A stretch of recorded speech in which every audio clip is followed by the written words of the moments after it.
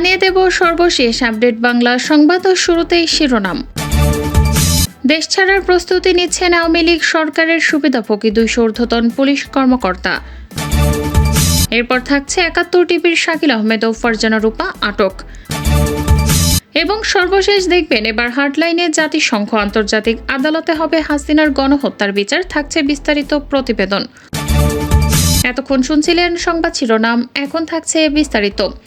দেশ ছাড়ার প্রস্তুতি নিচ্ছেন আওয়ামী লীগের সুবিধাভোগী 200 ঊর্ধ্বতন পুলিশ কর্মকর্তা। এরই মধ্যে মার্কিন যুক্তরাষ্ট্র, কানাডা, যুক্তরাজ্য, ফ্রান্স, জার্মানি সহ ইউরোপের বিভিন্ন দেশে ভিসার আবেদন করেছেন তাদের অনেকেই। গোয়েন্দা সংস্থা ও বিভিন্ন সংস্থা থেকে জানা গেছে, এই তালিকায় ঢাকা মেট্রোপলিটন পুলিশ, ডিএমপি সদ্য বিদায়ী কমিশনার ও অতিরিক্ত আইজিপি, ডিআইজি ও অতিরিক্ত ডিআইজি সহ এমপি মর্যাদার বেশ কয়েকজন কর্মকর্তা রয়েছে। তবে সংখ্যার দিক থেকে 20 থেকে 25 ব্যাচের কর্মকর্তাদের আবেদনের পরিমাণ বেশি, আর বেশিরভাগ কর্মকর্তার পছন্দের শীর্ষে রয়েছে আমেরিকা ও কানাডা। সংশ্লিষ্ট একাধিক তথ্য মতে ডিএমপির সাবেক কমিশনার শফিকুল ইসলাম 12তম ব্যাচে, অতিরিক্ত আইজিপি রুহুল আমিন, অতিরিক্ত আইজিপি কামরুল আহসান, অতিরিক্ত আইজিপি আতিকুল ইসলাম, 15 ব্যাচের কর্মকর্তা মনিরুল ইসলাম, শাহাবুদ্দিন খান, মাহবুবুর রহমান খন্দকার, লুৎফর কবির আল মাহমুদ, কৃষ্ণপদ রায়, 17 ব্যাচের কর্মকর্তা হাবিবুর রহমান, 18 ব্যাচের কর্মকর্তা আসাদুজ্জামান, মাহবুবুল আলম আমেরিকার ভিসার আবেদন করেছেন। 17 ব্যাচের মিজানুর রহমান, হাফিজ আক্তার, আনোয়ার হোসেন এবং মঈনুদ্দিন কানাডার ভিসার আবেদন করে রেখেছেন। 17 ব্যাচের আব্দুল বাতেন ফ্রান্সের ভিসার আবেদন করে রেখেছেন। 18 ব্যাচের ইমাম হোসেন এবং মোজাম্মেল হক জার্মানির ভিসার আবেদন করে রেখেছেন। 15 ব্যাচের কর্মকর্তা বনজ কুমার মজুমদার ভারতের ভিসার আবেদন করে রেখেছেন। দেশ ছাড়তে প্রস্তুতি নিয়ে কর্মকর্তাদের পছন্দের শীর্ষে আমেরিকা, কানাডা হলেও অনেকে জার্মানি, যুক্তরাজ্য, সুইজারল্যান্ড, ফ্রান্স, পর্তুগাল, গ্রিস, তুরস্ক, থাইল্যান্ডের ভিসার আবেদন করেছেন। তবে ইতিমধ্যে কতজন ভিসা পেয়েছেন তা এখনও নিশ্চিত হওয়া যায়নি। গোয়েন্দা সূত্র জানায়, গত 15 বছর ধরে ক্ষমতাসীন আওয়ামী লীগের আমলে পদবি, অর্থবিত্ত অর্জন এবং ক্ষমতার অপব্যবহারকারীর পুলিশ কর্মকর্তাদের মধ্যে এক ধরনের আতঙ্ক বিরাজ করছে। উল্লেখ্য, নানা দেশে ভিসার আবেদন করা পুলিশের ঊর্ধ্বতন কর্মকর্তাদের বেশিরভাগই গত এক যুগ ধরে অতি উৎসাহী হিসেবে বিরোধী দলমতের ওপর দমনপীড়ন জানিয়েছেন। হাসিনা কাউকে না বলে পালিয়ে গেছে, তিনি তো বলে যেতে পারতেন। এভাবেই ক্ষোভে ভেঙে পড়েছেন আওয়ামী লীগ সুবিধাভোগী পুলিশ কর্মকর্তা। ফুলবাড়িয়ার ফিনিক্স রোড পুলিশ হেডকোয়ার্টার শীর্ষ কর্মকর্তারা উদ্বিগ্ন, ঘামছেন। বিশেষ টেলিফোনের পাশেই বসে আছেন আইজিপি চৌধুরী আবদুল্লাহ আল মামুন। 5 আগস্ট দুপুরের দিকের কথা, সকাল থেকে দুপুর বিশেষ টেলিফোন কয়েকবার বেজেছে, কিন্তু কাঙ্ক্ষিত ফোন নয়। বেলা যখন 2:30 তখন টেলিভিশনের পর্দায় নতুন খবর ভেসে উঠল। প্রধানমন্ত্রী পদত্যাগ করেছেন, তার হেলিকপ্টার বঙ্গভবন হয়ে আগরতলার পথে। অবাক বিস্ময়ে তাকিয়ে রইলেন আইজিপি, অতিরিক্ত আইজিপি কামরুল ইসলাম, মনিরুল ইসলাম, আতিকুল ইসলাম, ডিএমপি কমিশনার হাবিবুর রহমান, ডিএমপির অতিরিক্ত কমিশনার হারুনুর রশিদ ও প্রভাবশালী পুলিশ সুপার প্রলয় কুমার জোয়ারদার। তখন অফিসাররা বলাবলি করছিলেন, তিনি তো আমাদেরকে বলে যেতে পারতেন, অথচ আমরা তার শেষ নির্দেশনার জন্য অপেক্ষা করছিলাম। রাস্তায় তখন লাখ লাখ মানুষ, ভয়ে কাঁপছেন এই অফিসাররা। কোন দিকে যাবেন, কিভাবে যাবেন? কারণ চারদিকে মানুষ আর মানুষ। ছাত্র জনতার প্রতিরোধের মিছিল রূপ নিয়েছে বিজয় মিছিলে। মানুষের বাঁধভাঙা স্রোতে নগরের কোথাও নিজেদেরকে নিরাপদ ভাবছে না পুলিশ। ইতিমধ্যে অনেক ঘটনাই ঘটে গেছে। তাই আইজিপি সিদ্ধান্ত নিলেন হেলিকপ্টার এনে সদর দপ্তর ত্যাগ করবেন। হেলিকপ্টার এলো, উল্লেখিত অফিসারদের মধ্যে 2 জন ছাড়া বাকিরা হেলিকপ্টারে চড়ে তেজগাঁও বিমানবন্দরে চলে গেলেন।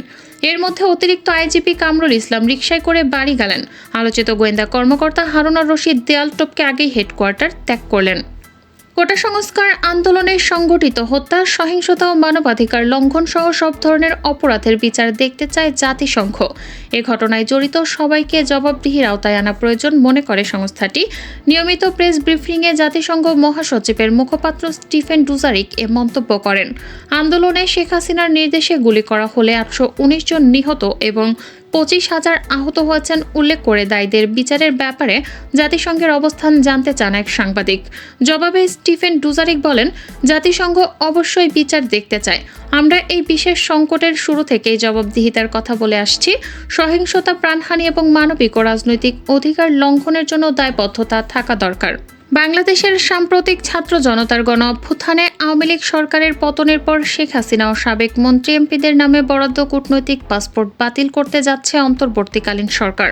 এ বিষয়ে প্রয়োজনীয় ব্যবস্থা নেওয়ার প্রক্রিয়া শুরু করেছে সরকার। 2-1 দিনের মধ্যেই পতিত সরকারের সাবেক মন্ত্রী এমপিদের নামে ইস্যু করা লাল পাসপোর্ট বাতিল করতে আদেশ জারি করা হচ্ছে। ভারতে আশ্রয় নেওয়া সাবেক প্রধানমন্ত্রী শেখ হাসিনা কূটনৈতিক পাসপোর্ট বা লাল পাসপোর্টধারী ছিলেন। বাংলাদেশ ও ভারতের মধ্যে 2018 সালের 15 জুলাই স্বাক্ষরিত সমঝোতা অনুযায়ী সেই পাসপোর্টের সুবাদে তিনি অন্তত 1.5 মাস কোনো ভিসা ছাড়াই অনায়াসে ভারতে অবস্থান করতে পারবেন। গত 5 আগস্ট ভারত যান তিনি। ভারতের আইন অনুযায়ী আর 29 দিন দেশটিতে থাকতে পারবেন শেখ হাসিনা, যদি না এর মধ্যে সেই পাসপোর্ট রিকভার্ড বা প্রত্যাহিত হয়। তাই বর্তমান অবস্থান সম্পূর্ণ আইনসম্মত। ভারতের এক্ষেত্রে আলাদা করে কোনো ব্যবস্থা নেওয়ারও প্রয়োজনও নেই।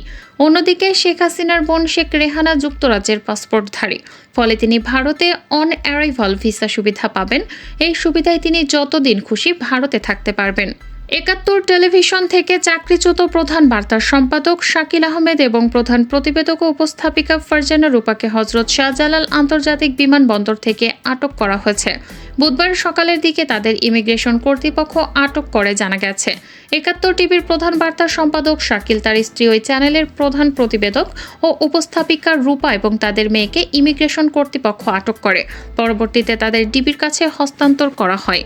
সরকারি চাকরিতে কোটা সংস্কারের আন্দোলন থেকে শুরু করে সরকার পতনের এক দফা দাবিতে ছাত্র জনতার আন্দোলনে 819 জন নিহত হওয়ার তথ্য প্রকাশ করেছে হিউম্যান রাইটস সাপোর্ট সেন্টার নামের একটি বেসরকারি সংস্থা।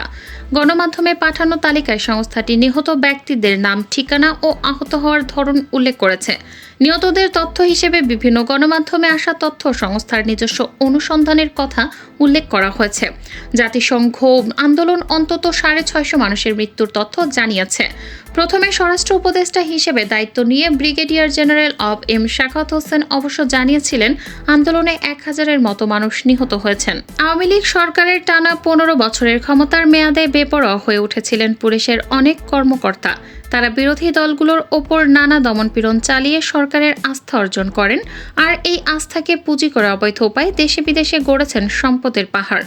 ক্ষমতার দাপট দেখিয়ে কোটি কোটি টাকা সম্পদ অর্জন করা পুলিশের অর্ধশতাধিক কর্মকর্তার বিষয়ে অনুসন্ধান চালাতে যাচ্ছে দুর্নীতি দমন কমিশন। ইতিমধ্যে কমিশন তাদের নজরে এনেছে। রাজনীতির মাঠে বিরোধী দলের নেতাকর্মীদের দমনে দলীয় ক্যাডারের ভূমিকায় অবতীর্ণ হওয়া পুলিশ কর্মকর্তারা ঘুষ বাণিজ্য থেকে শুরু করে পুলিশের নিয়োগ, পদায়ন, চাঁদাবাজি, টেন্ডারবাজি মামলায় হস্তক্ষেপ, গ্রেপ্তার, বাণিজ্য করে বিপুল অর্থ উপার্জন করেন।